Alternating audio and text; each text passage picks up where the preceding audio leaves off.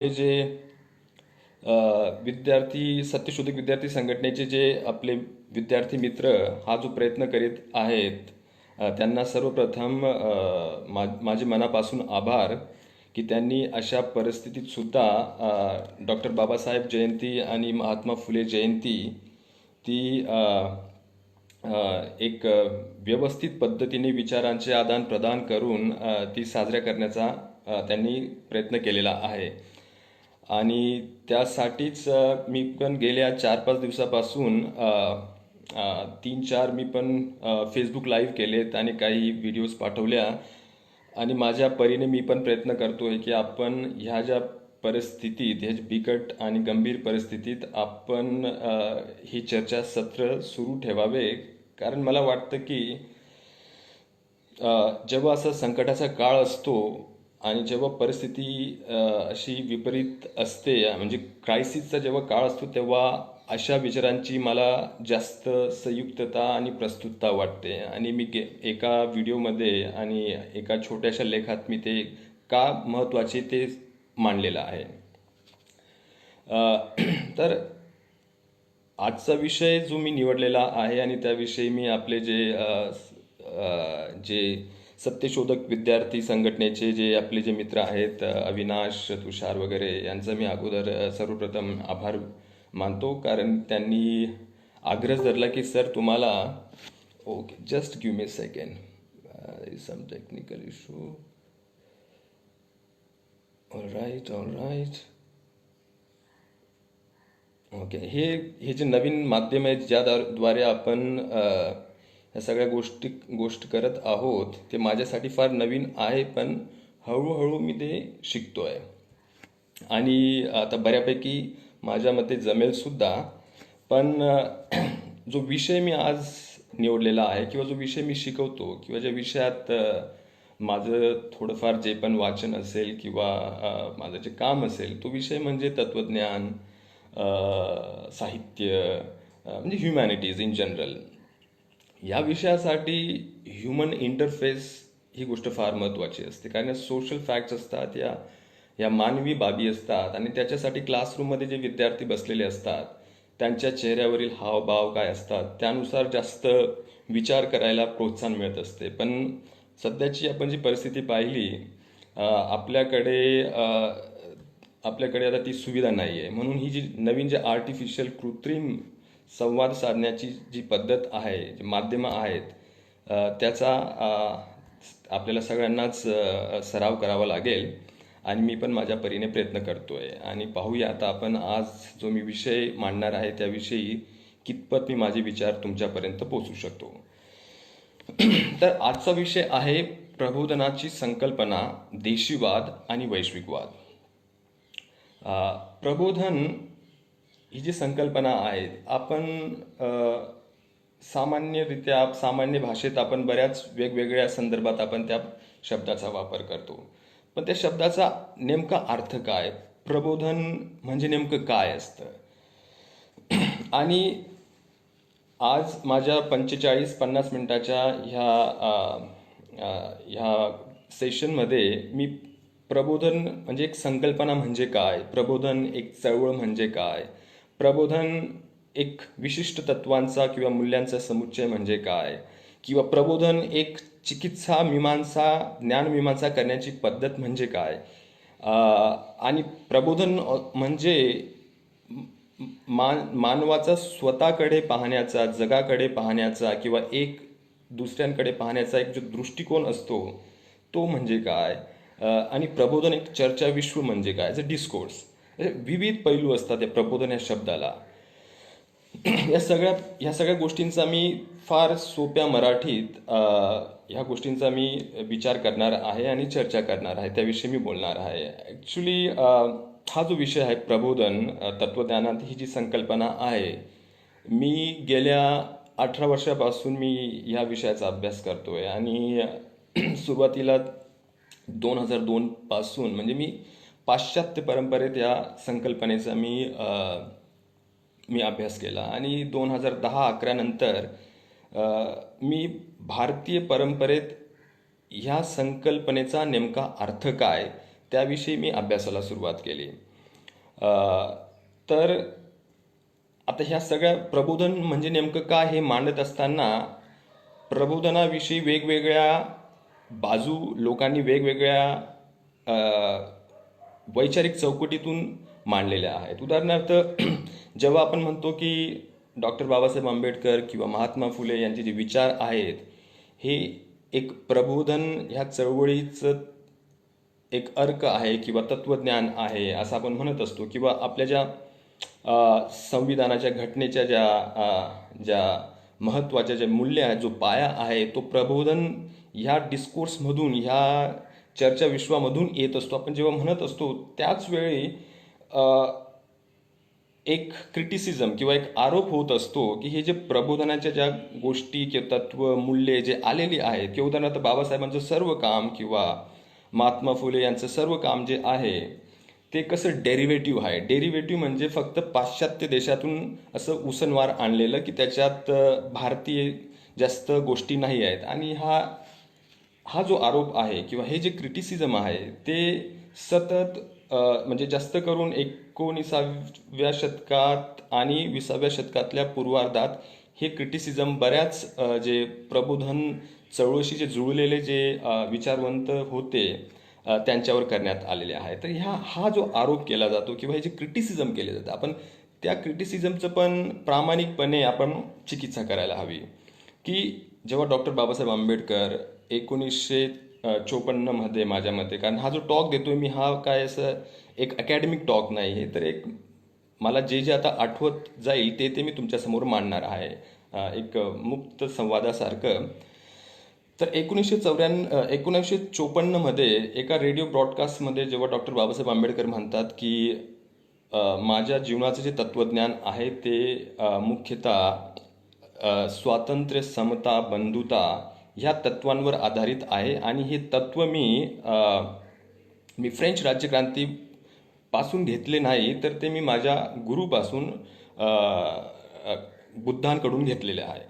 तर हे जे त्यांनी म्हटलेलं आहे की त्यांची जी तत्व आहेत, प्रबोधनाची तत्वे. आता मी जेव्हा तुम्हाला थोड्या वेळापूर्वी म्हटलो की प्रबोधन म्हणजे एक विशिष्ट तत्वांचा, मूल्यांचा समुच्चय, तर हे जे स्वातंत्र्य, समता, बंधुता, न्याय ही जी मूल्ये आहेत ती ती त्याविषयी जवळपास सगळे प्रबोधन तत्वज्ञानाशी जे जुळलेले जे तत्वचिंतक आहेत त्यांच्यात एक वाक्यता आहे. पण कशा पद्धतीने आपण हे मूल्ये आपण समाजात आणायची त्याविषयी मतभेद आहेत.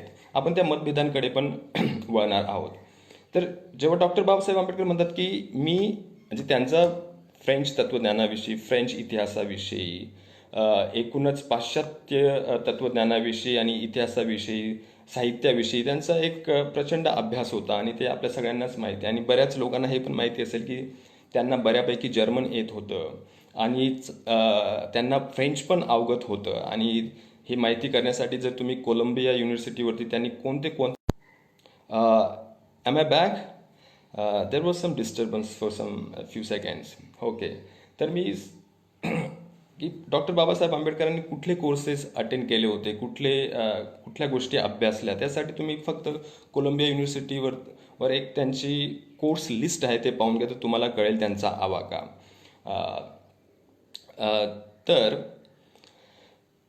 तर त्यांच्यानुसार ही प्रबोधनाची तत्व त्यांनी बुद्धांच्या फिलॉसॉफीत त्यांना सापडली.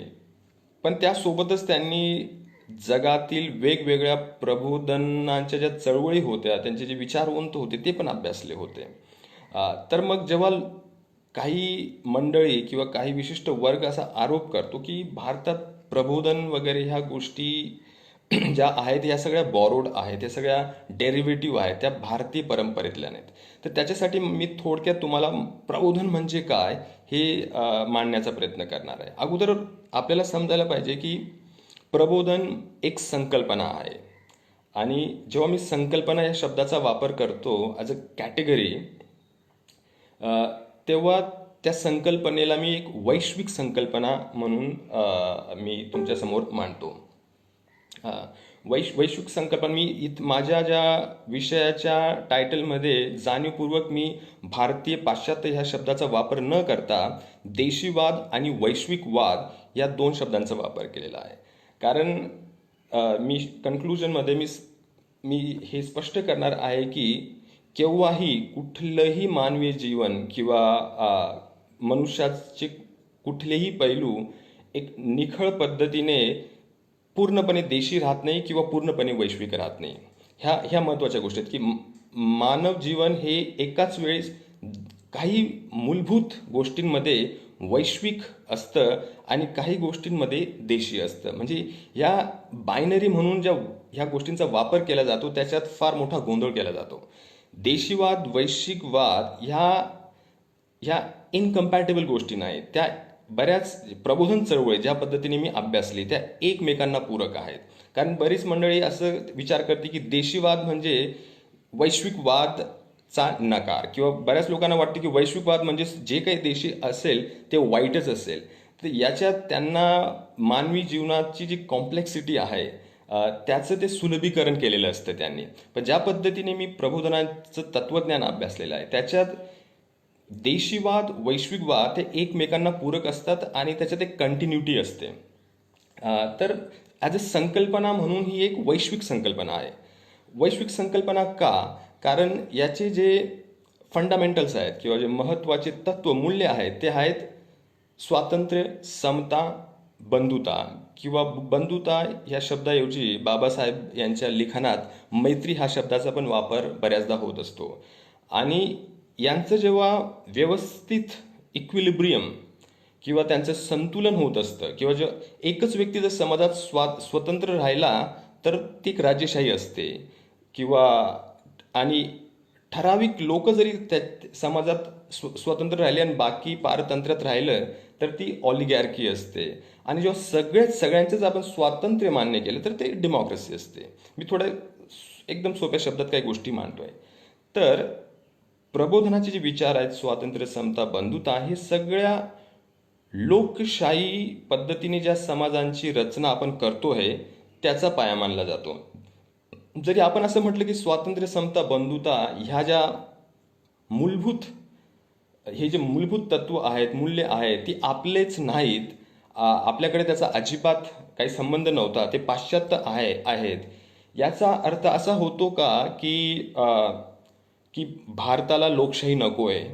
हां, म्हणजे निश्चितच एक ठराविक एक आयडिओलॉजी आहे की त्यांच्यासाठी समता वगैरे कशाला, हे तर सगळं पाश्चात्य आहे. आपल्याला समरसता पाहिजे, म्हणजे तुम्ही जिथं तुमच्या ज्या वेदना होत असतील तिथंच राहा, पण आम्ही जो आनंद साजरा करू त्याच्यात तुम्ही सामील व्हा, ती समरसता. त्यांना समता हा जो शब्द आहे ह्या शब्दाचा काही त्यांना प्रॉब्लेम असतो. स्वातंत्र्य, सगळ्यांना स्वातंत्र्य कशाला? म्हणून एक विशिष्ट विचारधारा आहे, पण ती एकमेव विचारधारा नाही भारतात. ह्या गोष्टीचा आपण विचार करायला पाहिजे. कारण जेव्हा म्हणतो की ह्या संकल्पना ज्या प्रबोधनाची संकल्पना किंवा जे मूल्य येतात स्वातंत्र्य, समता, बंधुता हे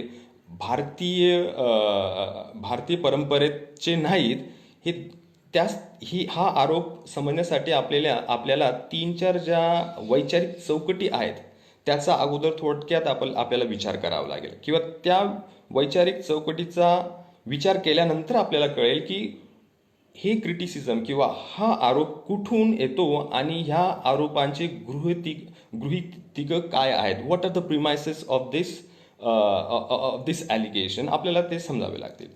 तर जेव्हा इतिहास लिहिला जातो किंवा इतिहासातील वैचारिक चळवळींविषयी लिहिलं जातं तर आपण जे लिहिलं जातं ते वाचत असतो, पण ज्या फ्रेमवर्कमधून किंवा ज्या चौकटीतून गोष्टी लिहिल्या जातात आपल्याला त्या चौकटीचा विचार करावा लागेल.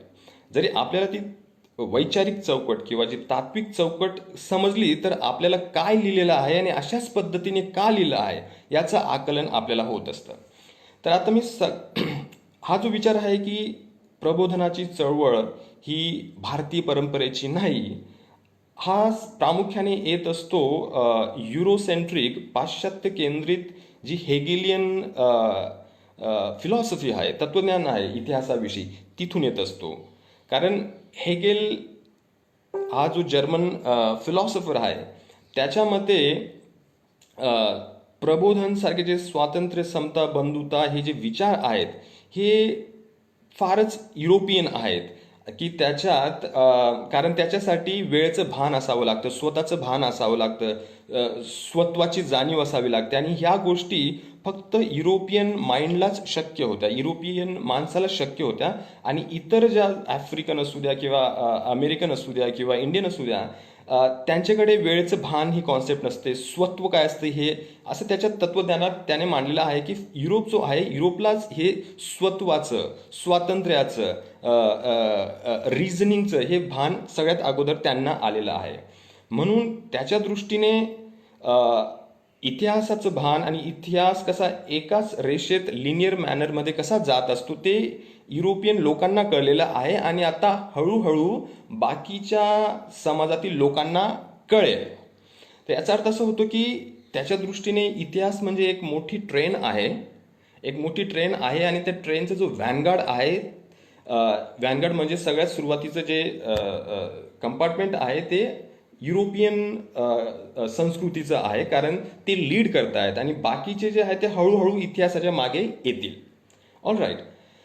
आणि त्याने तर एका ठिकाणी लिहून ठेवलेलं आहे की आफ्रिका तर इतिहासातच नाही, आफ्रिका अजून तर इतिहासाच्या बाहेरच आहे. म्हणजे ह्या वैचारिक चौकटीतून जर विचार केला तर आपल्याला कळतं की त्या चौकटीनुसार प्रबोधनाचे विचार, प्रबोधनाची चळवळ हे भारतीय परंपरेतल्या अजिबात नाही असा त्याचा अर्थ होत असतो. हा एक झाला. आणि दुसरी जी चौकट आहे ती भारतातील जी ब्राह्मणिकल चौकट म्हणतो आपण त्यांचा आहे. त्यांचा पण आरोप असतो की बाबासाहेबांचे स्वातंत्र्य, समता, बंधुता वगैरे हे सगळे विचार आहेत किंवा महात्मा फुले यांचे ते सगळे पाश्चात्य देशातून आलेले आहेत. त्यांना पण असं दाखवायचं असतं, असं सिद्ध करायचं असतं की आपल्या भारतात जो इतिहास आहे तो न बदलणारा आणि मोनोलिथिक म्हणजे एक जिनसी आहे, होमोजेनस आहे आणि त्याच्यात कॉन्फ्लिक्ट नावाची कुठलीही संघर्ष, कॉन्फ्लिक्ट किंवा स्वातंत्र्य वगैरे ह्या गोष्टी भारताच्या वैचारिक अवकाशात नाहीत.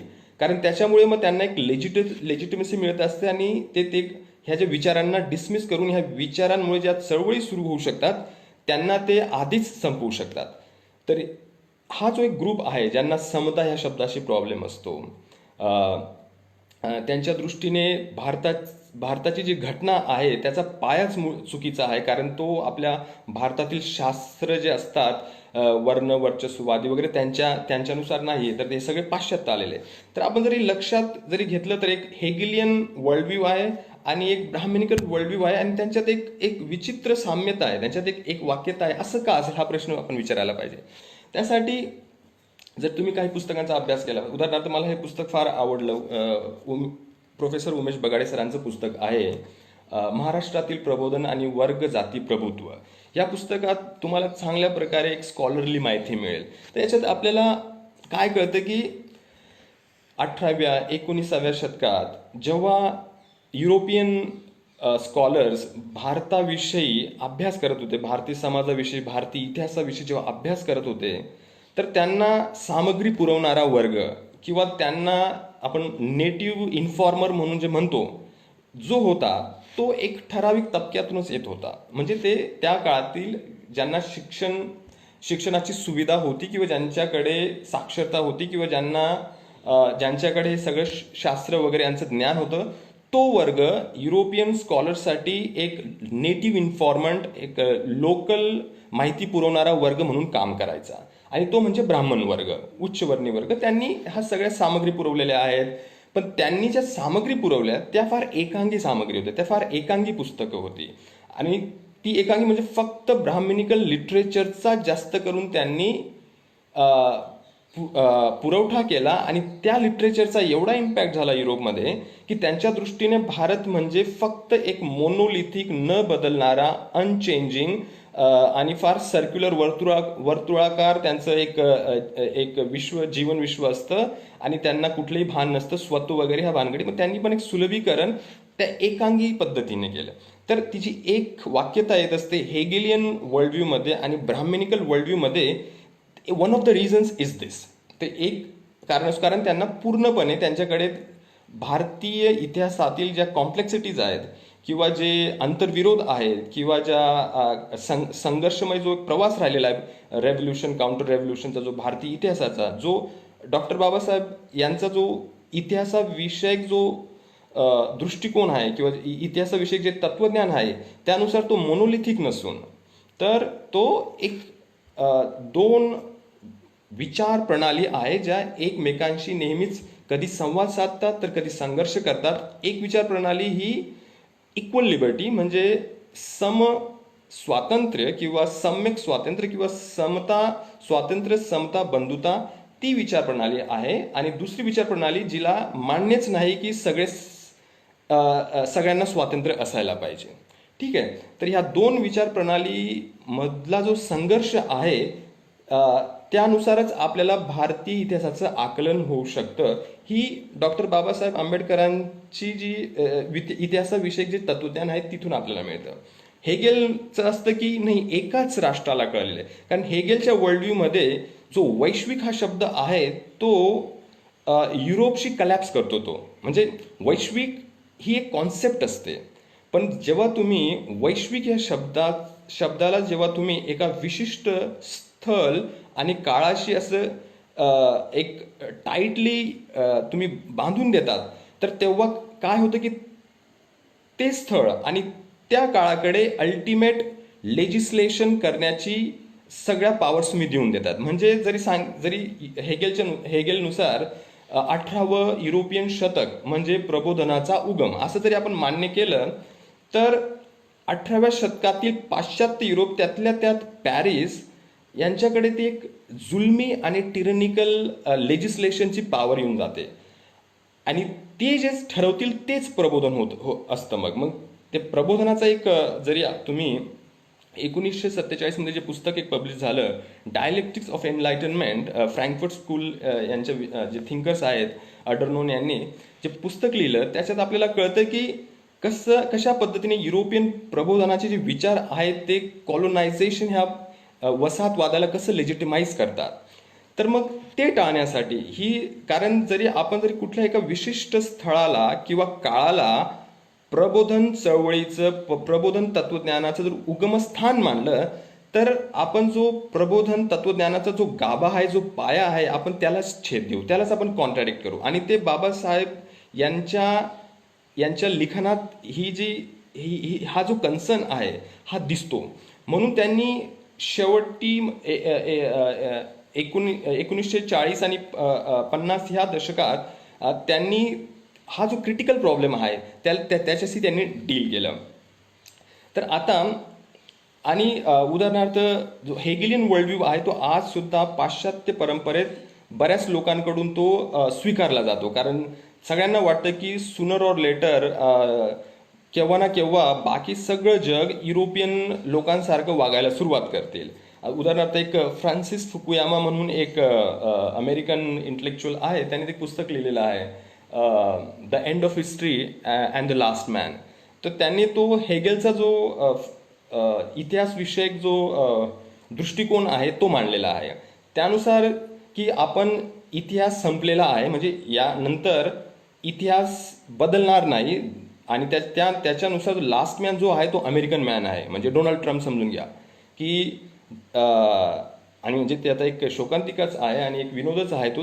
पण फुकुयामाच्या थिसिसनुसार असं आहे की जे अमेरिकन मॉडेल आहे त्या मॉडेलच्या पलीकडे जग जाणारच नाही म्हणजे इतिहासाचा शेवट झालेला आहे तो. आणि अमेरिकन मॅन जो आहे त्याची जीवन जगण्याची पद्धत जी आहे ती सगळेच कोको कोला पितील पेप्सी पितील सगळेच जसे अमेरिकन वेब सिरीज आहेत तसं पाहायला सुरुवात करतील आणि अमेरिकन वेब सिरीज आहेत किंवा सिटकॉम्स आहेत त्याचं सगळीकडे त्यांचं डबिंग होईल किंवा रिमेक होतील असं नाविन्य कुठंच येणार नाही असा तो एक सोप्या भाषेत तो फ्रान्सिस फुकुयामा यांचा थिसिस आहे. तर पण वास्तवात तशी स्थिती नाही आहे. कारण अमेरिकन असू द्या किंवा फ्रेंच असू द्या ते वैश्विक नाही होऊ शकत. ते नेहमी देशीच राहतील आणि प्रत्येक स्थळ प्रत्येक काळ हा नेहमीच देशीच राहतो. पण त्याच्यात पोटेन्शियली ती वैश्विक संकल्पना दडलेली असते. ठीक आहे. तर मग आता मी प्रयत्न केलेला आहे की हे जे आरोप आणि क्रिटिसिझम कुठून येत असतात, आणि आता उदाहरणार्थ मी आता परत प्रबोधन या शब्दाकडे वळणार आहे. आता प्रबोधन हा जो शब्द आहे म्हणजे काय? प्रबोधन या हा काय फक्त एनलाइटनमेंट किंवा aufklärung किंवा ल्युमेर या शब्दाचं भाषांतर आहे का मराठीत? तर माझ्या गेल्या 20 एक मिनिटाच्या माझ्या विवेचनात मी मांडलेलं आहे की शब्द फक्त भाषांतर, कुठला शब्द भाषांतर नसतो. कारण प्रबोधन या शब्दात आपल्याला कुठला शब्द दिसतो? बुद्धी, बोध, प्रबुद्ध. म्हणजे आपल्या सामान्य भाषेत जरी आपण विचार केला तर बुद्धी, बुद्धी त्याचा अर्थ इंटेलिजन्स, मती, म्हणजे इंटेलिजन्स वगैरे. आणि ज्या बुद्धीमुळे आपल्याला जाणीव होईल की आपण कुठंतरी अडकलेलो आहोत, आपण अंकित आहोत, आपण टू यूज फ्रेंच टर्म, आपण हेट्रॉनॉमीमध्ये आहोत. हेट्रॉनॉमी म्हणजे ही ऑटॉनॉमीची जी ऑपोजिट असते, आपण त्या हेट्रॉनॉमीमध्ये आहोत आणि आपल्याला ऑटॉनॉमीकडे प्रवास करायचा आहे. ही जेव्हा जाणीव होत असते आणि ज्या बुद्धीमुळे आपल्याला जाणीव होत असते त्या बुद्धीला आपण एक प्रबोधनाच्या मध्यभागी ती फॅकल्टी, क्रिटिकल थिंकिंगची एक फॅकल्टी असते ती. त्या बुद्धीचा अर्थ असतं की म्हणजे आपण इथं मी थोडंसं स्पष्ट करू इच्छितो की बुद्धी, आत्मा, मन हे काही समानार्थी शब्द नाहीत. बरेच आपल्या अभ्यास लोकांना माहिती असेल, कारण बुद्धी जी असते ही अकाउंटेबिलिटी, रिस्पॉन्सिबिलिटी, जबाबदारी वगैरे वगैरे गोष्टी, आणि ती व्हेरीफायबल असते आणि ती टनेबल आहे का नाही याचा विचार केला जातो. म्हणून बुद्धीचा वापर करणं आणि मनाचा वापर करणं ह्या दोन वेगळ्या गोष्टी असतात. म्हणून माझं तरी मत आहे की प्रबोधन तत्वज्ञानानुसार व्यक्तीने सहजासहजी बुद्धीचा वापर करायला पाहिजे. म्हणजे त्याच्यानंतरच सत्सद्विवेक बुद्धी येत असते. जेव्हा आपली बुद्धी समोरच्या बुद्धीशी जेव्हा संवाद साधते तेव्हा सत्सद्विवेक बुद्धी येत असते. आणि जेव्हा आपल्या बुद्धीचा संवाद दुसऱ्या बुद्धीशी एक समानतेच्या पातळीवरती होत असतो, तिथूनच एक डेमोक्रॅटिक इथॉस निर्माण होत असतो. पण आपण जरी बुद्धीचा वापर करून संवाद साधला नाही तर तो डेमोक्रॅटिक इथॉस नसतो. म्हणून बरेच लोक जे डेमोक्रॅटिक नसतात ते बुद्धीची बात नाही करत, ते मनची बात करतात. मन की बात म्हणजे मला आज जास्त पॉलिटिकल बोलायचं नाहीये, पण मन जे असतं, आता जे आधुनिक विज्ञान पण तुम्हाला सांगत असतं की मनाच्या जाणीवपेक्षा ज्या नेणिवा असतात त्या फार पाशवी असतात. म्हणून मन की बात ही कधीच बुद्धीची बात नसते. आणि बरेच प्रबोधनातील जे विचारवंत आहेत ते आत्मा वगैरे कॉन्सेप्टला मानत नाहीत, पण बाकीचे मानतात आणि बाकीचे म्हणतात की हा विषय आमच्यासाठी महत्त्वाचा नाहीये. म्हणून ह्या ज्या 3 गोष्टी आहेत, बुद्धी, मन, आत्मा, म्हणून प्रबोधनात बुद्धी, क्रिटिकल थिंकिंग, रिझनिंग ह्या गोष्टीची आपण चर्चा करत असतो. मन की बात मध्ये भारतीय भाषांमध्ये ते जाणीव नेणीव ह्या 2 भागांमध्ये ते मन आपण विचार करू शकतो की त्याच्यात प्रिमॉर्डियल गोष्टी पण असतात मनात. आणि फक्त मनाचीच बात केली आणि बुद्धीची कधीच बात केली नाही तर आपल्याला माहिती आहे काय होऊ शकतं. ठीक आहे, म्हणून बुद्धी असते की बुद्धीमुळे आपल्याला मुक्ती, ज्या ज्ञानाने आपल्याला मुक्ती मिळू शकते तो प्रकाश आपल्याला मिळत असतो. म्हणून ते बुद्धीचा अर्थ पण एनलाइटनमेंट और त्याच्यातूनच आपलं प्रकाश म्हणजे की आपण अंधारातून प्रकाशाकडे, म्हणजे पारतंत्र्यातून किंवा हेट्रॉनॉमीमधून ऑटॉनॉमीकडे जाण्याचा जो प्रवास असतो, किंवा आपण सगळे काही ना काही दास्यात आहोत, त्या दास्यातून एक मुक्तीकडे जाण्याचा प्रवास असतो. हा जो कन्सर्न आहे हा एनलाइटनमेंट प्रबोधन ह्या फिलॉसॉफीच्या मध्यवर्ती आहे. आणि आता मुक्ती हा शब्द पण फारच कधी कधी संदिग्ध पद्धतीने यूज केला जातो. बऱ्याच लोकांना वाटतं की मग आमची जी विचारधारा आहे ती पण मुक्तीचीच विचारधारा आहे. पण प्रबोधन म्हणतं की मुक्ती कशाची, कुठून आणि कशासाठी. मुक्ती म्हणजे ह्या नश्वर जीवनातून निरंतर किंवा अनंत जीवनाकडे ती मुक्ती अपेक्षित नाही प्रबोधनामध्ये. कारण प्रबोधन ह्या तत्वज्ञानात एक जीवनाकडे, ऐहिक जीवनाकडे पाहण्याचा एक सकारात्मक दृष्टिकोन आहे. आणि हे जीवन प्रबोधन, बऱ्याच प्रबोधन जे प्रबोधनाचे जे विचारवंत आहे त्यांच्या तत्वज्ञानात दिसतं की हे जीवन आहे ते त्याला कुठलाही पूर्वनियोजित असा अर्थ नाही आहे आणि त्याच्यामुळेच आपल्याला स्वातंत्र्य मिळते की आपण त्या स्वातंत्र्यामुळे ह्या निरर्थक जीवनाला आपण अर्थपूर्ण करू शकतो. तर हा जो सकारात्मक दृष्टिकोन आहे तो प्रबोधन ह्या तत्वज्ञानात दिसत असतो आपल्याला. म्हणजे प्रबोधन म्हणजे जीवनाकडे सकारात्मक पाहण्याचा दृष्टिकोन. आणि हे जे ऐहिक जीवन आहे याच्यात दुःख आहे, त्याच्यात दास्य आहे, पण प्रयत्न केल्याने आपण ह्या दुःखांना कमी करू शकतो. प्रबोधनाचा हा हेतू आहे आणि हा संदेश आहे. कारण बरेचसे तत्वज्ञान असतात, बरेच फिलॉसॉफीज असतात, ते काय त्यांच्यानुसार सब्बम दुःखम आहे, म्हणजे सगळीकडे दुःख वगैरे आहे, पण त्याचा अर्थ असं काढतात की ते हे दुःख कमी होणार नाही आहे तर आपण ह्या जीवनातूनच मुक्ती करून घेऊया. मग त्याच्यासाठी कर्मकांड, उपास तपास काय काय करत असतात, पण त्याच्यात घोळ आहे, बराच घोळ आहे. तर पण जे प्रबोधनातले बऱ्याच जे विचारधारा आहेत त्यांच्यानुसार हे जे आपण जीवन जगत आहोत, ऐहिक जीवन जगत आहोत, ते अर्थपूर्ण आहे आणि त्याचा अर्थ समजणं किंवा त्याला अजून अर्थपूर्ण करणं ते आपल्या प्रयत्नाने होऊ शकतं. हा जो ऑप्टिमिस्टिक आशावादी दृष्टिकोन, प्रयत्नवादी आशावादी जो दृष्टिकोन आहे तो आपल्याला प्रबोधन ह्या तत्वज्ञानात दिसत असतो. आता मी थोडक्यात अजून 10-15 मिनिटं बोलणार आहे. थोडक्यात आता की सध्या जी परिस्थिती आहे प्रबोधन ह्या चळवळीची युरोपमध्ये काय आहे त्याच्याविषयी मी थोडं 5-6 मिनिटं बोलणार आहे आणि त्याच्यानंतर परत मी आपल्या भारतीय परंपरेकडे परत वळणार आहे. तर सुरुवातीला 19व्या शतकात किंवा 20व्या शतकातल्या पूर्वार्धात जे युरोपियन प्रबोधनाची जी चळवळ होती ती पाश्चात्य युरोप केंद्रित होती. उदाहरणार्थ मी तुम्हाला 2 पुस्तकं दाखवतो. अर्न्स्ट कॅसिरे म्हणून एक विचारवंत आहेत, त्यांनी फिलॉसॉफी ऑफ एनलाइटनमेंट, आणि एक डॅनियल रोश हे एक हिस्टॉरियन ऑफ फिलॉसॉफी आहे, त्यांनी 3-4 चांगली पुस्तकं लिहिली आहेत. एक आहे philosophy the France of enlightenment philosophy, म्हणजे फ्रान्स या देशातील प्रबोधनाची चळवळ, आणि एक आहे जगातील प्रबोधनांची चळवळ. आणि एक छोटंच पुस्तक ते माझ्या घरच्या लायब्ररीत आहे, ते तोदोरोव यांचं आहे, ते आहे स्पिरिट ऑफ एनलाइटनमेंट.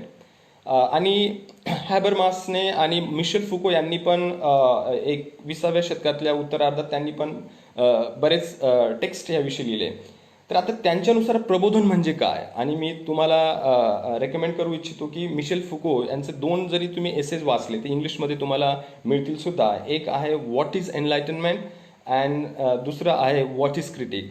या 2 जरी तुम्ही निबंधाचा, टेक्स्टचा, एसेजचा जर तुम्ही व्यवस्थित वाचन केलं तर तुम्हाला कळेल की युरोपमध्ये प्रबोधन ह्या संकल्पनेकडे किंवा ह्या प्रबोधन ह्या चळवळीकडे किंवा प्रबोधन as a project, as a discourse, चर्चासत्र याच्याकडे कसं पाहतात. तर जेव्हा प्रबोधन हे पाश्चात्य युरोप सेंट्रिक झालं होतं ते त्याचे बरेच दुष्परिणाम झाले होते, आणि त्या दुष्परिणामांची मीमांसा तुम्हाला फ्रँकफर्ट स्कूलचे जे थिंकर्स आहेत ॲडॉर्नो वगैरे किंवा डायलेक्टिक ऑफ एनलाइटनमेंट हे पुस्तक पण वाचलं तर तुम्हाला कळेल ते झालं. आणि दुसरं म्हणजे की जेव्हा सगळ्यांना असं वाटायचं की प्रबोधन म्हणजे फ्रान्स, प्रबोधन म्हणजे पॅरिस, मग तेव्हाच जे 19व्या शतकात जे नॅशनलिझम सगळीकडे जे इमर्ज झाले तर त्यांनी रिॲक्ट केलं की त्यांनी, कारण जरी आपण पॅरिसला जरी आपण प्रबोधन चळवळीचं केंद्रस्थान मानलं तर त्याच्या पॉलिटिकल कॉन्सिक्वेन्सेस असतात, त्याचे पॉलिटिकल परिणाम होत असतात. तर वैचारिक दृष्टीने सगळ्या इतर देशांना, ते रशिया असू द्या किंवा जर्मनी असू द्या किंवा इंग्लंड असू द्या, इटली असू द्या, त्यांना एक वैचारिक अंकित्व मान्य करावं लागेल. आणि जरी प्रबोधन चळवळ म्हणजे कुठल्याही दास्यातून निघण्याचा आपला प्रयत्न, पण जर प्रबोधन या चळवळीमुळेच जरी दास्य कोणावर लादत असू तर तो कॉन्ट्राडिक्शन झाला. तर हा कॉन्ट्राडिक्शन शोधण्यासाठी तर डॅनियल रोश सारख्या हिस्टॉरियनने चांगली 2 पुस्तकं लिहिली आहेत, आणि त्यांनी दाखवलंय की ही प्रबोधनाची चळवळ संपूर्ण युरोपमध्ये वेगवेगळ्या पद्धतीने ती घडत होती. पण आता ही एक महत्वाची गोष्ट मी तुम्हाला अधोरेखित करू इच्छितो ते की प्रबोधन म्हणजे हा काय डॉक्ट्रिन नाहीये, कुठलाही असं एक एक संध एक जिन्सी अशी काही आयडिओलॉजी नाहीये.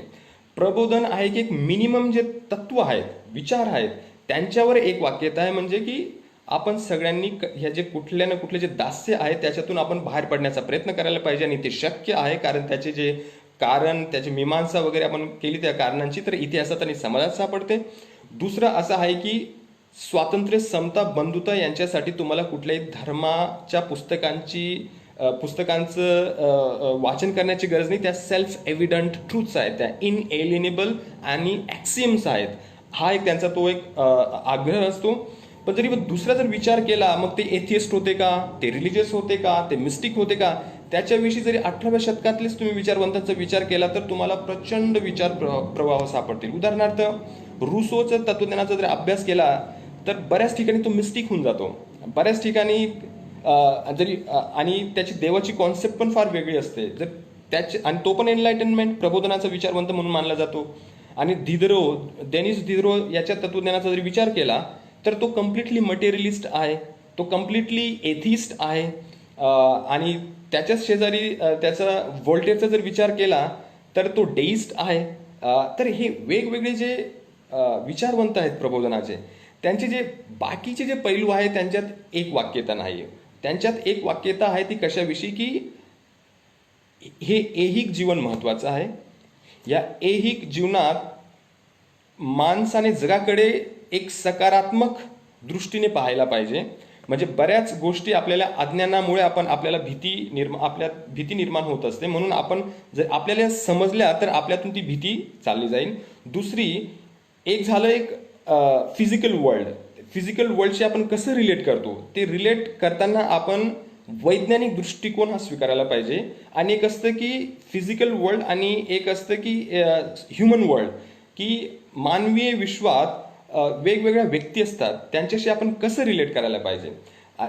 तिथं रिलेट करताना हे स्वातंत्र्य म्हणजे आपण स्वतःला जे स्वातंत्र्य आपण घेत असतो ते एक्सटेंड करण्याची आपल्याला क्षमता असायला पाहिजे किंवा आपल्याला मानसिकता असायला पाहिजे.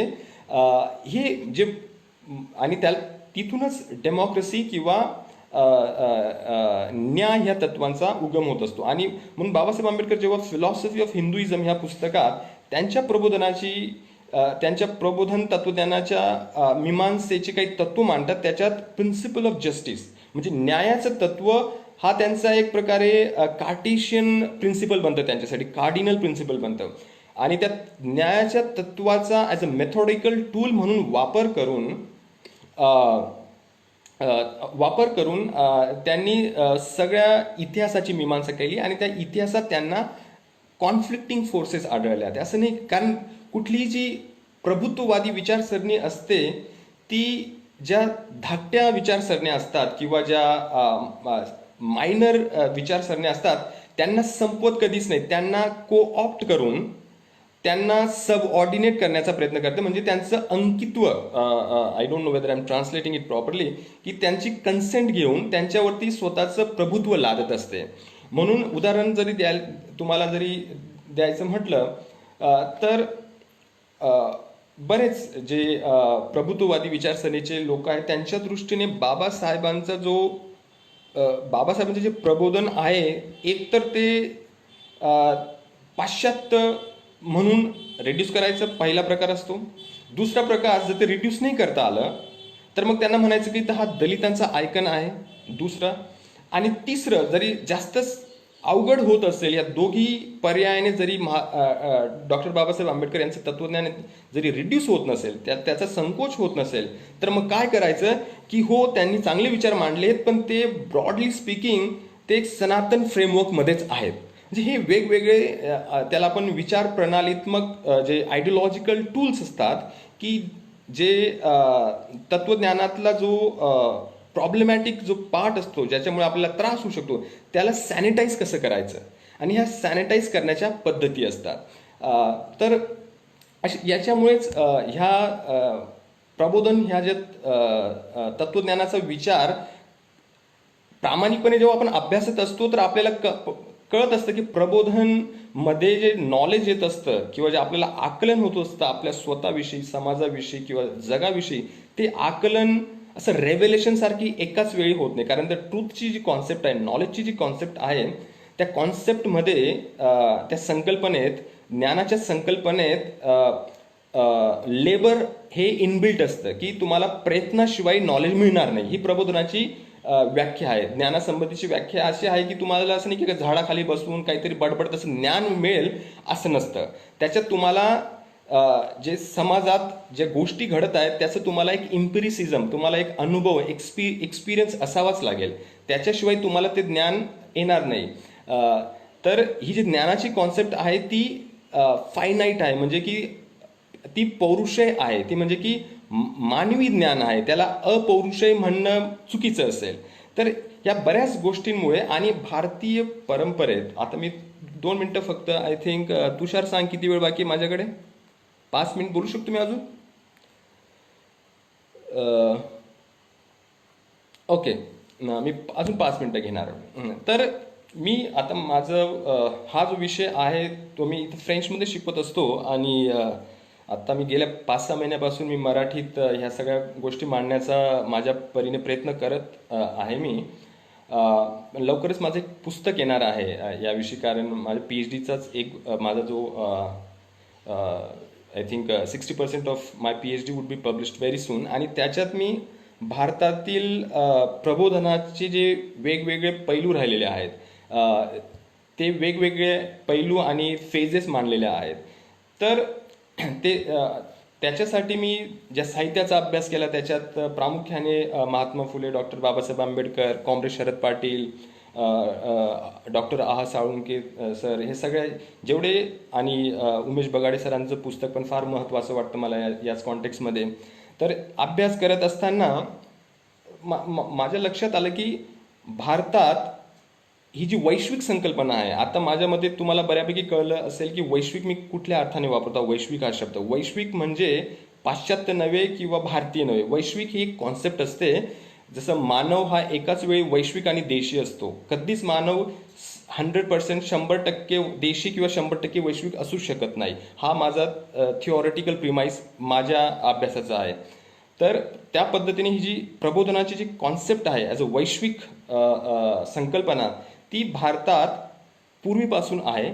जेव्हा जेव्हा माणसाच्या स्वातंत्र्याचा, समतेचा, बंधुतेचा हा विचार झाला, मैत्रीचा हा विचार झाला, जेव्हा जेव्हा माणसाने मानव समाजाला वेगवेगळ्या ह्युमॅनिटीजमध्ये अडकवण्याचा प्रयत्न नाही केला आणि एक कॉमन ह्युमॅनिटी, की आपण सगळे एकाच ह्युमॅनिटीचे आपण भाग आहोत, हा जेव्हा विचार झाला, मग तो विचार, त्या विचाराची तीव्रता काय होती वेगवेगळी असू शकते. कारण बरेच आपले कर्मठ प्रबोधनकार म्हणतात की मग मग संत तुकाराम यांच्यामध्ये तर त्या पद्धतीची समता आहे. ती गोष्ट इथं महत्त्वाची नाही. महत्त्वाची आहे की पोटेन्शियल होता का.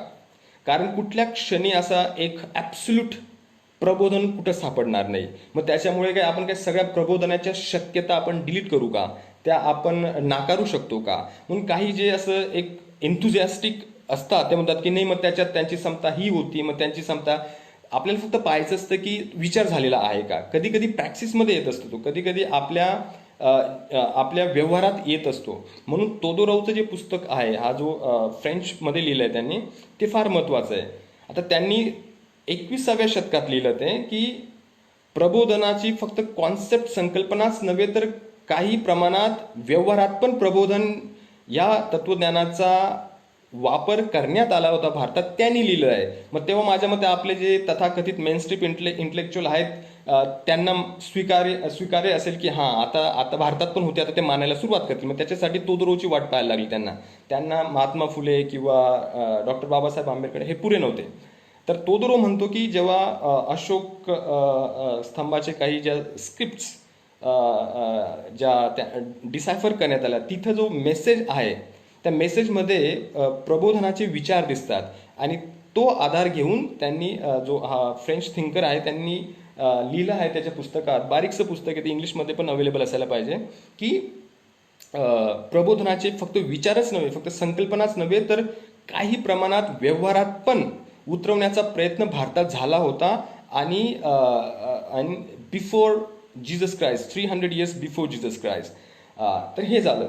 आणि दुसरी गोष्ट म्हणजे अशी की आपण प्रबोधनाचा विचार सहजासहजी जर स्पॉन्टेनियसली जेव्हा करतो आपण उत्स्फूर्तपणे, तर आपण चिकित्सक कमी असतो आणि आपण असं रेडीमेड काहीतरी कॅटेगरीज वापर करून त्याचा विचार करत असतो. आणि सहजासहजी जे माझे विद्यार्थी विचारत असतात, मला लगेच कळते की कुठल्या कॅटेगरीचा ते वापर करून त्याचा विचार करत आहेत. ते म्हणतात की सर मग याचा उगम तर मग तिथं झालेला आहे, सर मग ह्या कॉन्सेप्टचा उगम तर तिथं झालेला आहे. तर आपण हिचा उगम हा शब्द वापरतो, ज्याच्यासाठी मिशेल फुकोने चांगला पर्याय दिलेला आहे आणि ज्याचा वापर महात्मा फुले यांच्या लिखाणात पण दिसून येतो. एक असतं की जेनेसिस आणि दुसरं असतं जेनिऑलॉजी. जेनेसिस हा जो शब्द आहे म्हणजे एकमात्र एकमेव उगम, की ज्याला तुम्ही नाकारू शकत नाही, आणि तो एकमात्र आणि एकमेव उगम असल्यामुळे ते ॲब्सोल्यूट पॉवर असते त्या उगमाकडे, की ते खरं आहे. कारण आपण let's go back to that point, म्हणजे ते बिब्लिकल असू द्या किंवा आपलं लेट्स वेदांकडे परत जाऊया. जेव्हा आपण एक उगम असा फिक्स करून टाकतो, तर आपल्याला असतं की खरं काय खोटं काय या सगळ्यांची तपासणी करण्यासाठी आपल्याला त्या उगमकडे परत जावंच लागेल. तर प्रबोधन तत्वज्ञानात जरी hello am I back, all right, just 2 minutes. तर आपण काय करतो, जे धार्मिक संकल्पनेचा वापर आपण वैचारिक क्षेत्रात करत असतो. ही जी उगमची जी संकल्पना आहे ती फार धार्मिक आहे, की त्याला एकमात्र एकमेव आणि कधी न चुकणारा असा तो उगम वगैरे त्याचा वापर करून मग सर ही जी कॉन्सेप्ट आहे मग ती रुसोची आहे ना, मग ती याची आहे ना, त्याची आहे ना, आपण असं करतो. पण विचार विश्वात आणि आपण जेव्हा आम्ही म्हणतो की मोबिलिटी ऑफ आयडियाज, विचार कसे वाहत असतात इकडून तिकडे in terms of time and in terms of space, त्याच्या टेम्परल अँड स्पेशल मुवमेंट्स काय होत असतात ते फार वेगळ्या पद्धतीने होत असतं. म्हणून ते समजण्यासाठी मिशेल फुको ही जेनिऑलॉजी ह्या कॉन्सेप्टचा वापर करत असतो. जेनिऑलॉजीज म्हणजे एक अल्टिमेट उगमस्थान पॉझिट करण्याची गरज नसते त्याच्यासाठी. त्याचं हेच असतं की एक मल्टिपल त्याच्या ॲस्पेक्ट्स असतात. कुठल्याही कॉन्सेप्टचे फार वेगवेगळे ॲस्पेक्ट्स आणि वेगवेगळ्या भागातून, वेगवेगळ्या स्थळातून आणि वेगवेगळ्या काळातून येत असतात. आणि अशाच पद्धतीने कुठलीही कॉन्सेप्ट, मग ती प्रबोधनाची असू द्या किंवा लोकशाहीची असू द्या, कुठलीही कॉन्सेप्ट असते तिचा एकमात्र उगम नसतो, तिचा एक मल्टिपल सोर्सेस असतात तिचे. आणि जेव्हा आपण मल्टिपल सोर्सेस जेव्हा आपण पॉझिट करतो, तर एकमात्र एकमेव अशा सोर्सेसच्या नादात पडत नाही आपण. म्हणून वैचारिक क्षेत्रात असं एकमात्र सोर्स शोधण्याचा प्रयत्न करणं म्हणजे आपण ज्ञानाच्या क्षेत्रात नसून आपण अध्यात्माच्या क्षेत्रात आहोत, ही स्पष्टता असायला पाहिजे आपल्यात. तर उदाहरणार्थ मी जेव्हा युरोपमध्ये होतो, फ्रान्समध्ये होतो, तर मी माझ्या फ्रेंच मित्रांना टीज करायचो. त्यांना म्हणायचो, अरे बाबा तुमच्याकडे ही जी प्रबोधनाचं तत्वज्ञान आलेलं आहे, कारण बरेच त्यांच्यात पण असतात की त्यांना वाटतं की हे आमचं आहे. मग त्यांना विचारतो आलं कुठून. मग ते आलं कुठून हा प्रश्न हा फारच मिश्किल प्रश्न आहे. मी जाणून बुजून विचारतो आलं कुठून. मग ते असं प्रयत्न करतील, मग हे 16व्या शतकात वगैरे, म्हणजे 16व्या शतकात आलं कुठून. मग ते म्हणतात की नाही, आमच्या युरोपमध्ये ग्रीक अँड रोमन सिव्हिलायझेशन्स होतं आणि ग्रीसमध्ये जे तत्वज्ञान झालं त्याच्यातून आमच्याकडे त्याचा रेनेसन्स झाला, त्याचं पुनर्जीवन झालं आणि त्याच्यामुळे आमच्याकडे आलं. मग मी परत त्यांना विचारतो की मी ग्रीसमध्ये आलं कुठून. आणि बऱ्याच पुस्तकामध्ये हा शब्द वापरलेला असतो त्यांचा, Greek philosophy is a Greek miracle. म्हणजे जेव्हा आपण फ्रेंच माणसाला पुश करतो तर तो आपल्याला सांगतं की रेनेसन्स पासून ग्रीस वगैरे, पण जेव्हा आपण त्याला विचारतो व्हॉट अबाउट ग्रीस, तर तेव्हा शब्द येतो इट्स अ ग्रीक मिरॅकल. मग त्यांना विचारतो मिरॅकल वगैरे शब्द तर आम्ही भारतीय लोकांनी वापरायला पाहिजे, आम्हाला सवय असते ती मिरॅकल वगैरे, तुम्ही तर विवेकवादी आहात, रॅशनल आहात, आम्हाला सांगा त्याचा उगम. तर याच्याने आपल्याला कळतं की ह्या ज्या संकल्पना असतात किंवा ज्या कॉन्सेप्ट असतात किंवा जे विचार असतात त्यांना असा एकमेव उगम नसतो. त्यांच्या ज्या स्पेशल आणि टेम्पोरल ज्या मुवमेंट्स असतात त्या काही ठिकाणी जाणीवपूर्वक त्या इरेज केल्या जातात, की तिथून येत आहेत, इथून येत आहेत. आपल्याला जे पॉलिटिकली जे योग्य वाटतं फक्त तेवढ्याच मुवमेंट्स आपण घेत चालतो. म्हणून त्यांना 18व्या शतकाच्या फ्रान्समधून 2500 वर्षापूर्वीच्या ग्रीसमध्ये तिची टेम्परल मुवमेंट शक्य असते. म्हणजे एकाच स्थळातील काळाविषयीची मुवमेंट शक्य असते, पण एकाच काळातील विविध स्थळाकडे जाणं त्यांना अवघड जात असतं, कारण त्याच्यात पॉलिटिक्स असतं. म्हणून जसं दलजचं जरी तुम्ही दलज हा एक फ्रेंच थिंकर आहे, त्याचा थोडासा अभ्यास केला तर तुम्हाला कळेल की ह्या ज्या आपल्या आयडियाज असतात किंवा देरिदाचा पण अभ्यास केला तर तुम्हाला डिसेंटर करावं लागेल. या कॉन्सेप्ट असतात आणि जेनेओलॉजीच्या मध्यवर्ती हीच कॉन्सेप्ट आहे की तुम्हाला a concept must not exercise it's tyranny. कुठलीही जी संकल्पना असते ती जुलमी होता कामा नये. कारण मग जेव्हा तुम्ही एकमेव उगम, एकमात्र उगम आणि तो असं काहीतरी फिक्स पॉईंट करून ठेवतो तर ती तुम्हाला डिसेंटर करण्याची गरज असते. तर माझ्या मते मी प्रयत्न केलेला आहे प्रबोधनाविषयी 2 शब्द मांडण्याचा, आणि मला वाटतं की हे फारच इनकोहिरंट असू शकतं, कारण मला जे जे डोक्यात येत गेलं मी तुमच्याशी बोललो. आता तुमचे काही प्रश्न असतील तर तुम्ही प्लीज विचारा. शरद पाटलांना मी काही कॉमेंट वाचतोय. भारतात जातीच्या विषम व्यवहारामुळे वैश्विक प्रबोधन पूर्णतः स्वीकारले का? हो. जे प्रबोधन असं कुठलाही देश असं पूर्णतः स्वीकारत नाही. आणि प्रबोधन काय असतं की प्रबोधन म्हणजे ही न संपणारी प्रक्रिया असते. असं काही नाही की कुठला देश असं प्रबोधन पूर्णपणे प्रबुद्ध झाला. जेव्हा आपण डॉक्टर बाबासाहेब आंबेडकरांच्या प्रबुद्ध ह्या कॉन्सेप्टचा आपण विचार करतो, ही अनएंडिंग प्रक्रिया असते. कारण कसं की कुठल्याही व्यक्तीत एथिकल असणं किंवा नैतिक असणं याच्यासाठी प्रयत्न करावे लागतात, आणि अनैतिक असणं जेव्हा आपण प्रयत्न करणं थांबवतो तेव्हा अनैतिक होऊनच जातो. तो आपला एक प्रकारे एक प्रिमिटिव्हिटी असते ती आपल्यात. म्हणून प्रबोधन ही सतत जो आपला प्रयत्न असतो की आपण आपल्याला जे प्रिव्हिलेजेस किंवा आपल्याला जे स्वातंत्र्य आहे आपण ते दुसऱ्यांमध्ये पण मान्य करण्याचा सतत असणारा प्रयत्न, तेच प्रबोधन असतं. म्हणून भारत सारखा जो विषमतावादी देश आहे की जिथं ज्या प्रभुत्ववादी विचारसरण्या अजून बऱ्याच प्रभावी आहेत, आणि गेल्या 60-70 वर्षापूर्वी म्हणून शिक्षणाची जी कॉन्सेप्ट आहे ती फार मध्यवर्ती आहे प्रबोधनात. कारण बाबासाहेबांनी फार जवळून पाहिलं होतं की अन्याय काय असतो, विषमता काय असते. त्यांना राग होता, पण त्यांनी हिंसक पद्धतीने समाज असं रेव्होल्युशन वगैरे का त्यांनी विचार केला नाही. कारण त्यांनी जवळपास सगळ्या कॉन्स्टिट्यूशनचा अभ्यास केलेला आहे. त्यांचं जे वाचन होतं ते प्रचंड होतं, आणि त्यांच्या लायब्ररीत जाऊन कोणी आर्किओलॉजी करू शकतं की त्यांनी काय काय वाचून ठेवलेलं आहे. पण त्यांनी शिक्षणालाच, कारण ही फारच लॉंग प्रोसेस आहे, पण त्यातूनच जावं लागेल. कारण शॉर्टकटमध्ये कुठलीही रेव्होल्युशन म्हणजे एका टिरेनीने दुसऱ्या टिरेनीने रिप्लेस करणं. कारण बरेच लोक म्हणतात की आपण असं करून, जिथं जिथं अशा शॉर्टकटमध्ये क्रांती झाल्यात त्या फारच शॉर्ट लिव्हिंग होत्या. म्हणून बाबासाहेब म्हणतात की माझे प्रबोधनाचे विचार हे फ्रेंच राज्यक्रांतीमधून येत नाही, कारण ती फ्रेंच राज्यक्रांती टिकली नाही. कारण आजच्या घडीला पाहून घ्या तुम्ही, फ्रान्स पण बऱ्याच प्रमाणात विषमतावादी आहे, रेसिस्ट आहे, आणि तरी पण प्रबोधनाची जे विचार आहेत फार प्रभावशाली आहेत तिथं. कारण ती परंपरा असल्यामुळे त्यांचे जे इन्स्टिट्यूशन्स आहेत बऱ्याच प्रमाणात सॉलिड आहेत.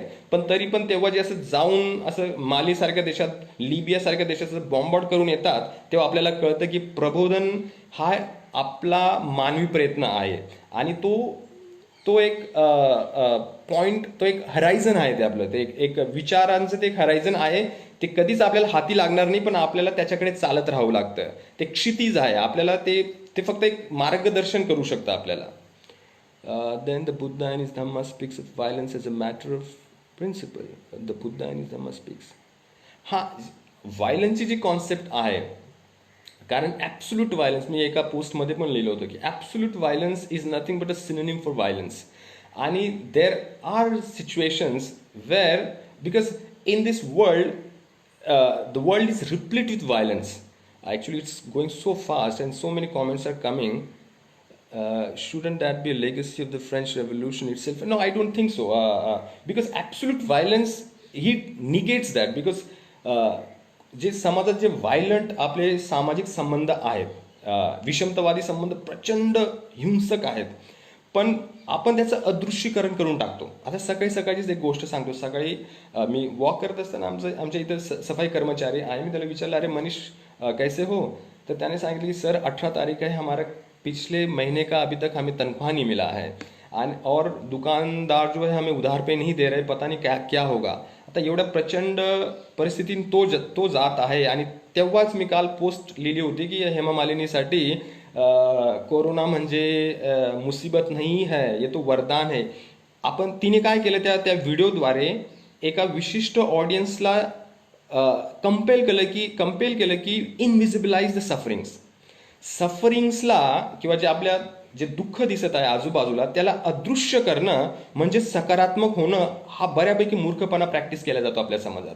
त्यांचं काय असतं की जे समाजात दुःख आहे त्याच्याविषयी बोलू नका, तुम्ही बोललात म्हणजे मग तुम्ही नकारात्मक. आणि त्यांनी हेमा मालिनी त्याचं अदृश्यीकरण केलं म्हणजे ती झाली सकारात्मक. तिचा व्हिडिओ एक सकारात्मक म्हणून पाहिला जाईल. आणि ही जी मानसिकता याची चिकित्सा करायला पाहिजे. आणि it's full of violence. Haitian revolution I meant is the legacy non violence. I am not able to follow that. पुनरुज्जीवन प्रबोधन यामध्ये पुनरुज्जीवन, आनंदराव सावंत यांचा प्रश्न फार महत्वाचा आहे. पुनरुज्जीवन आणि प्रबोधन ह्यामध्ये फरक असा असतो की रेनेसन्स हा शब्द जो आहे त्याचा अर्थ पुनरुज्जीवन होत असतो. रेनेसॉन्स म्हणजे रिबर्थ. तर वेस्टर्न कॉन्टेक्स्टमध्ये पाश्चिमात्य परंपरेत काय झालं की जे ख्रिश्चियन एरा जो आपण म्हणतो, मध्ययुग जे म्हणतो, त्या दरम्यान जे मानवी जीवन, मानवाचं शरीर, ह्या सगळ्या गोष्टी दुय्यम झाल्या होत्या. आणि जसं मिशेल मोंतेन्य हा फ्रेंच थिंकर म्हणतो की चर्चनुसार, म्हणजे कॅथलिक चर्चनुसार 1000 वर्षापर्यंत हे मानवी जीवन एवढं क्षणभंगूर म्हणून मानण्यात आलं होतं की चर्च म्हणायचं की हे मानवी जीवन म्हणजे फक्त वेटिंग रूम आहे. कारण तुमचा जो प्रवास आहे महत्वाचा, खरा, अनंत, इटर्नल जो प्रवास आहे तो मरणानंतर सुरू होतो, म्हणजे ते खरं जीवन. आणि त्याच्या अगोदर हे जे जीवन आहे फक्त वेटिंग रूम मध्ये आहेत. म्हणून तुम्ही ह्या वेटिंग रूम मध्ये तुम्हाला जेवढा त्रास होईल तेवढं चांगलं तुमच्यासाठी. म्हणजे ही एक फिलॉसॉफी होती कॅथलिक चर्चची. जेवढा तुम्हाला ह्या वेटिंग रूम मध्ये त्रास, तेवढा तुमचा जो अनंत, इटर्नल जो तुमचा प्रवास असेल तो सुखकर असेल. म्हणून इथं तुम्ही त्रास सहन करून घ्या. तर हे जे तत्वज्ञान होतं हे बऱ्यापैकी 1000 वर्ष युरोपमधील सामान्य माणसांनी चर्चच्या माध्यमातून आत्मसात केलं होतं. पण जेव्हा कॉन्स्टंटाईनचा जेव्हा फॉल होत असतो टर्कच्या हाती, तेव्हा ग्रीक फिलॉसॉफीचे सगळे जे पुस्तकं, मॅन्युस्क्रिप्ट वगैरे फ्रेंच, इटालियन ह्या सगळ्या जे मुख्यतः इटालियन जे थिंकर्स आहेत त्यांच्या हाती लागतात. आणि तेव्हा त्यांना कळतं की मानवीय जीवन हे नेहमीच असं कंडेम नव्हतं. त्याचं असं तुच्छतेने मानवी जीवनाकडे नेहमीच पाहिलं गेलं नव्हतं. की एक असा काळ होता की तिथं मानवी जीवनाला, ह्या ऐहिक जीवनाला एक सौंदर्यपूर्ण जीवन म्हणून, एक मिनिंगफुल, अर्थपूर्ण जीवन म्हणून आपल्या पूर्वजांनी पाहिलेलं होतं. आणि जे तत्वज्ञान आहे ज्याला आपण मानवतावादी दृष्टिकोन म्हणतो किंवा ह्युमॅनिझम म्हणतो, ते पुनरुज्जीवन ह्या मुवमेंटमधून जे 15व्या-16व्या शतकात युरोपमध्ये होत असते तेव्हा होत असते. त्याचाच परिणाम असा झाला की humanism becomes one of the steps, one of the phases. एक त्या मार्गक्रमणामधील तो एक आपण काय म्हणतो त्याला माइलस्टोन आहे तो. प्रबोधन ही इट्स अ नॉनस्टॉप प्रक्रिया आहे. मग त्याच्यासाठी आय थिंक तुम्हाला मी सांगतो, मिशेल फुकोचं व्हॉट इज क्रिटिक नावाचं एक टेक्स्ट आहे ते वाचा. त्यांनी एनलायटनमेंट ह्या मुवमेंटचे असे मल्टिपल फेजेस दाखवले आहेत. 18वं शतक एक क्रिस्टलायझेशनचा पॉईंट असतो, पण त्यांनी वेगवेगळे एनलायटनमेंटचे मुवमेंट्स दाखवलेले आहेत. फक्त एक इंटरप्शन्स आहेत, डिस्कंटिन्युटीज आहेत, पण एक कंटिन्युअस प्रोसेस आहे. प्रबोधन हा शब्द समोर आल्यावर कोणता भारतीय समोर दिसायला पाहिजे? प्रबोधन हा शब्द असा एकमेव भारतीय किंवा एक पर्टिक्युलर काळ येणं गरजेचं नसतं. पण जरी मला तुम्ही असं परंपरेनुसार सांगितलं तर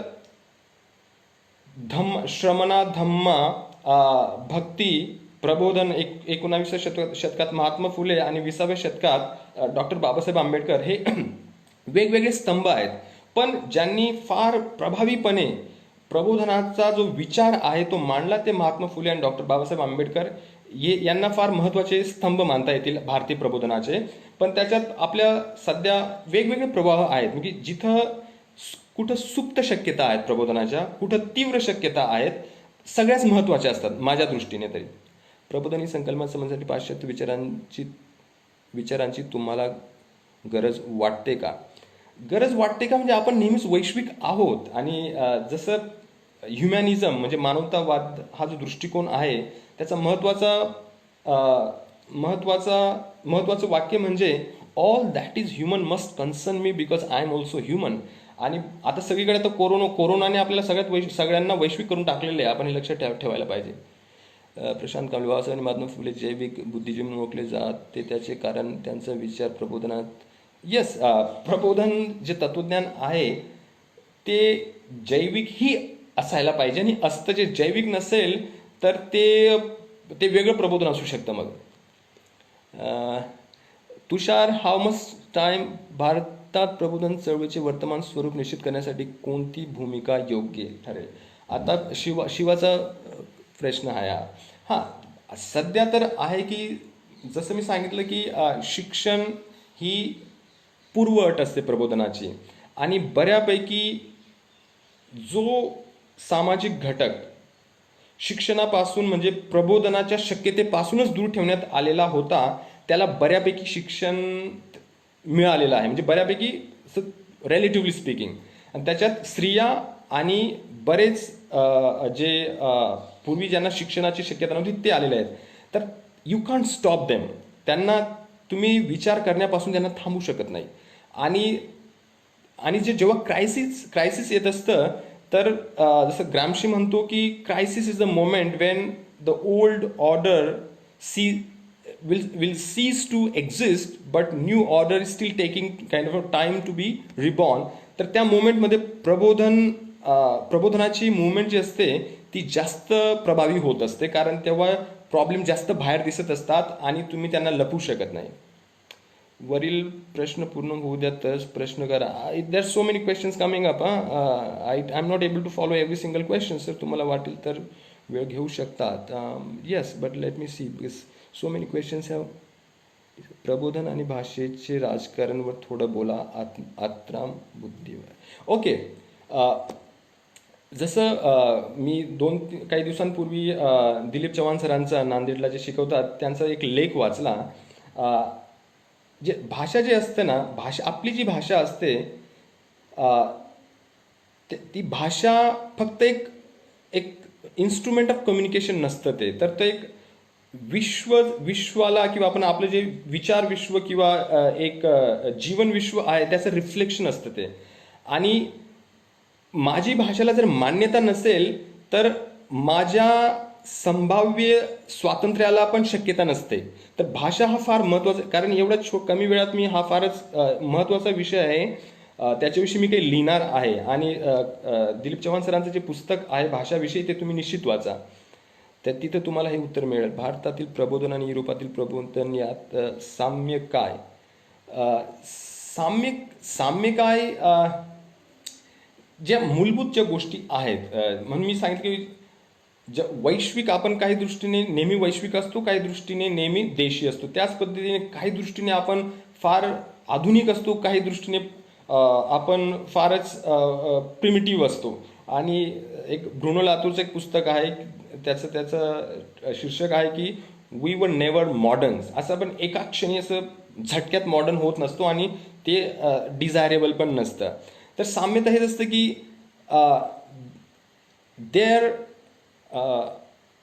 attempt to recognise the other. म्हणजे साम्यता हाच असतो की आता जर तुम्ही 20व्या शतकातलं किंवा 21व्या शतकातल्या प्रबोधन चळवळीचा जर विचार केला की त्याच्यात तो अदर म्हणजे जो इतर आहे, इतरांना कसं, कारण सुरुवातीचं त्यांचं प्रबोधन होतं ते फक्त युरोपियन वाईट माणसासाठी होतं आणि त्यातल्या त्यात स्त्रिया सुद्धा तिथं नव्हत्या. तर ते हळूहळू तो जेव्हा आपण म्हणतो की पोस्ट एनलायटनमेंट, पोस्ट मॉडर्न, जो एनलायटनमेंटचा क्रिटिक हा अँटी एनलायटनमेंट माझ्या दृष्टीने तरी नसतो. एनलायटनमेंटचा critique step ahead, one step forward असतो. बरेच लोक जेव्हा पोस्ट हा शब्दाचा वापर नेहमी अँटी म्हणून करत असतात, पण पोस्ट हा स्टेप फॉरवर्ड पण असू शकतो. क्रांती करण्यासाठी प्रबोधन हाच केवळ आधार असू शकतो का महाराष्ट्र? हो, हां, सिद्धार्थ साठ यांचा प्रश्न फार महत्त्वाचा की शिक्षण म्हणजे प्रबोधनाशिवाय म्हणजे ज्यांचं तुम्ही दास्यातून मुक्तता करीत आहात त्यांना जाणीव जर नसेल की त्यांची मुक्तता होत आहे तर त्या क्रांतीला काहीच महत्त्व नाही. म्हणून बाबासाहेबांनी ज्या पद्धतीने सोव्हिएत युनियनचं मॉडेलची जी क्रिटिसिझम केलं किंवा अमेरिकन मॉडेलचं जे क्रिटिसिझम केलं ते क्रिटिसिझम पाहणं फार महत्त्वाचं आहे. त्याविषयी म्हणजे कारण सोव्हिएत मॉडेल जे होतं की equality at the cost of liberty होतं. म्हणजे समताचा एवढा अतिरेक झाला की जे स्वातंत्र्य वगैरे ह्या गोष्टी दुय्यम किंवा गरजेच्या नाहीत असा तिथं अर्थ झाला. आणि अमेरिकेत स्वातंत्र्याला एवढं प्राधान्य दिलं की समता वगैरे काय महत्त्वाच्या गोष्टी नाही.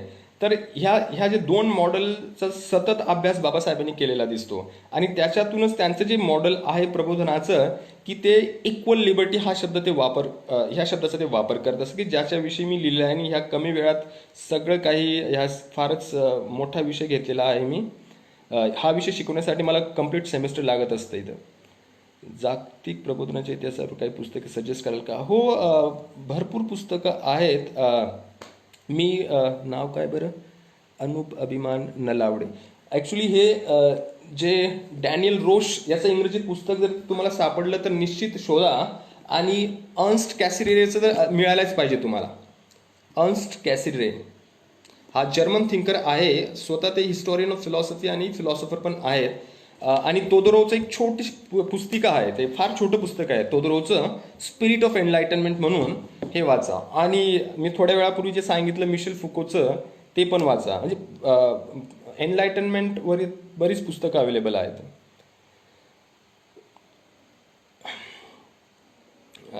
I think I should stop. So many questions have gone up.